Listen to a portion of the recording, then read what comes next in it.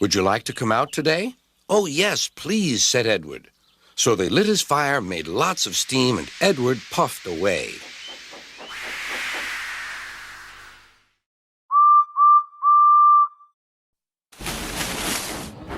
As Annie and Clara were going away to England too, Thomas and Ginty practiced with some other coaches. Thomas was very excited and boasted about his race with Bertie. I whooshed to the tunnel and stopped an inch from the buffers, like this. Wait a minute. The buffers broke. Ginty laughed and laughed as she and the workmen went to re-rail Thomas, who felt very silly indeed.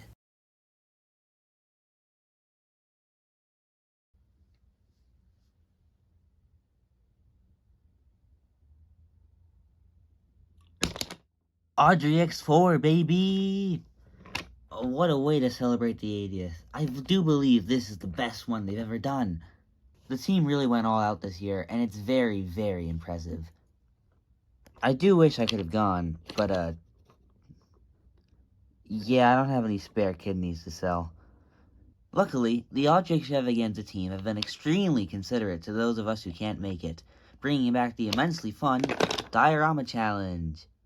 I did make one last year, but I neglected to show the process of me building it. Luckily, this year was different. Allow me to show you how I made my Awdry Extravaganza diorama.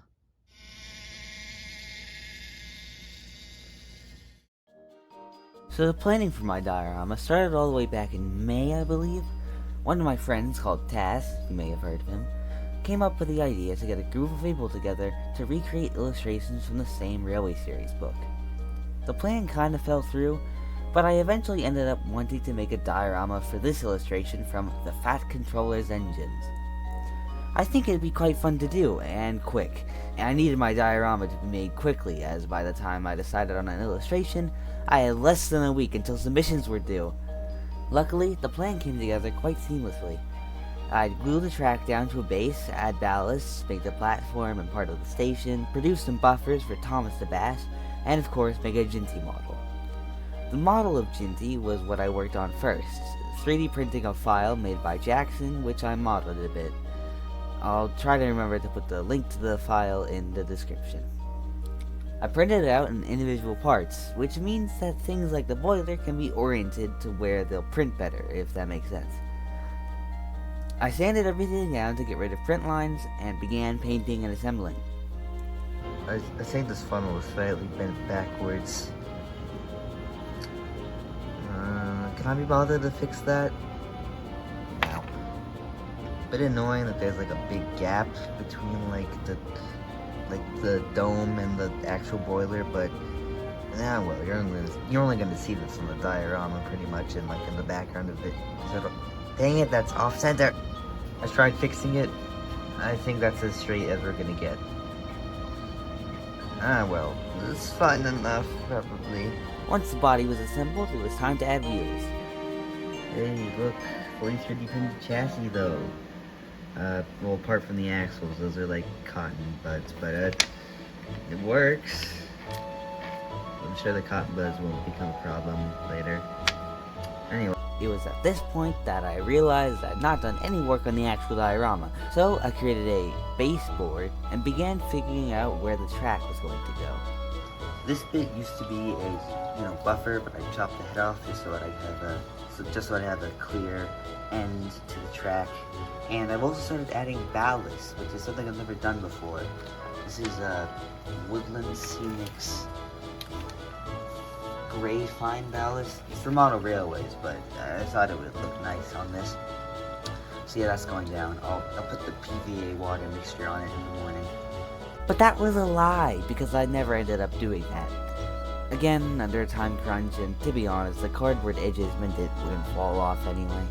Here's Gint's nearly complete. I just gotta add magnets to the chassis. I'm gonna take these ones off this generic wagon that I don't use. And obviously gotta add the emblem, the doors, and the face. After getting a sense of where I wanted the diorama to be viewed from, I began making the station platform. This took a lot of trial and error with the tape, and the tape I had bought specifically for this project turned out to be the wrong type. Eventually, though, I finally finished making the platform. You don't want to know how long this took. There's so much tape on this thing. I used so much tape that now apparently I'm allergic to tape. But it'll look good once it's painted. And it's nice and smooth. For the most part. Don't look at the top. And I just realized that not only is it too tall, but it doesn't fit on the diorama. I just trimmed the edges a bit, and as you can see, it now fits. Painting the platform, painting the platform. It's probably too dark or gray, but I don't care anyway. Painting the platform, painting the platform. Aren't I a great singer? Hopefully, the paint will help to hide the dodgy taping job. Now the reason I painted this thing such a dark gray is because I wanted to use a dark gray for the paint for the sides of Ginty's cab. The windows don't look very good right now, but I'll fix that with matte paint. It's really starting to come together now. Look at that. That's good because it's due tomorrow. I added a few more details to Ginty's body, like the BR emblem. Only on one side though, so I could use this as a generic background engine. I forgot to mention, but I also 3D printed some buffers and painted them black. They suit well enough. Now it was time for the building. Right, so the basic structure of the canopy is now done. It's probably a bit too tall, but I mean, if it's like that, then yeah, it won't be that bad. I added some tape to the edges and made a cardboard box underneath for the actual building part. Right, so the roof has been painted white, and I've also done the underside black to make it look better. And for like that green stripe that you can see in this illustration, like on the edge of the roof, I'm going to paint this strip of tape green and just wrap it around. So while I wait for this to dry, I'm going to do the station building itself, or, you know, part of it, the part that you see. I found this brick paper underneath my little desk here, and I'm just gonna wrap this around. This stuff is really clever because you can just print it off the internet and get like a whole piece of paper of it. Print it out in card too for like other things. Very good. I'll put the link in the description. And there we go. It's all wrapped around there. Yeah. Now I'll just add that window, and then this should be dry now. I also added these little windows here, like on the Awdry station prop. I didn't put much detail on them because you're not gonna really see them, but yeah, look good. Doesn't that look very nice? Right, I'm gonna do the other side as well, because why not? I'm gonna paint this out the strip. I also found this offcut I made for the station roof, and it's perfect for a door. So I painted it up green and stuff, and I'm just gonna place it on the front there. Yeah. Once the door was on, the station building was complete.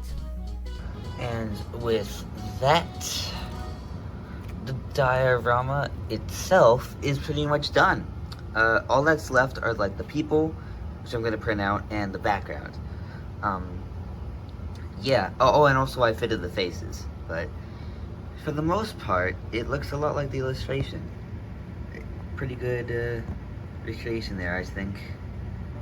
Now, what I plan on doing for the background is cutting these things out. These are model railway back scenes that you can print off the internet and just stick down on the layout or whatever. I'm gonna be using them for the diorama. I would have made like my own, like painted them out, but it's due today, so he's fine. If I cut this correctly, it should be able to just slide in here. Come on. Oh. Well, and there we go. Oh yeah, that looks nice. After a bit of finicking, the vaccine is officially on. These seam lines are gonna bother me, but there's not really much I can do about it. It looks pretty good though. So, yeah, pleased with that. Now it's the people, and I think I'm gonna add some more like bits and bobs around, like bushes and things, because right now it looks a bit bare. So for the people, I'm gonna do paper cutouts because Lego minifigs are too big and I don't have any Dolo figs. I was gonna print them on cardstock, but my printer decided it wanted to be annoying today, so we're just gonna do paper with tape over them, and I'm gonna glue them down with hot glue. Look at that little dude, little guy, little goober, little child, little baby. Me and the boys when Thomas has crashed for the 52nd time this week. I also added Gordon in the background with his own custom face, because I thought the scene looked a bit bare in the back. The face isn't my best work, but you're not going to see it half the time. And with that, it was done. I submitted it with 3 hours to spare.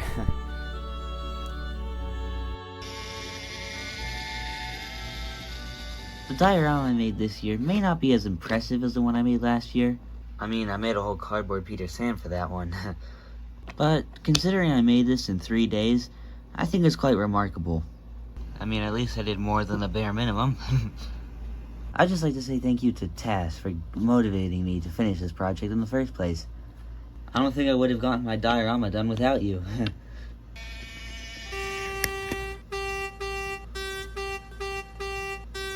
It's true.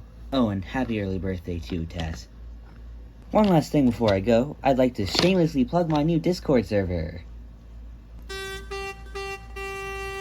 It's been in the description of a few videos now, but I thought actually filming me saying it would get more people to join it. It's an easier way for you guys to talk to me and share your own creations, rather than through the comments. Until next time, this is EdwardsDayOut, signing off.